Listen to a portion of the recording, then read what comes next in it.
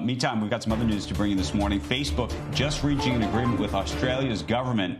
This is going to restore news pages in the country. This is just days after restricting them. The social network said the government agreed to a number of changes that address concerns about Facebook's relationship with publishers. Specifically, the government will continue, or rather will take into account commercial deals that digital platforms may have already made with news media businesses before deciding if the law applies. And Facebook retains control of which news sites appear on its platform, so it can opt out of forced arbitration by removing a site. Now, the changes were introduced into a bill that is expected to be voted into law soon, but it seems in this case, guys, that Facebook is the winner of this. Just a week ago, they were pulling out in large part because the government wouldn't make a deal on their terms, and it appears that the Australian government to some degree blinked.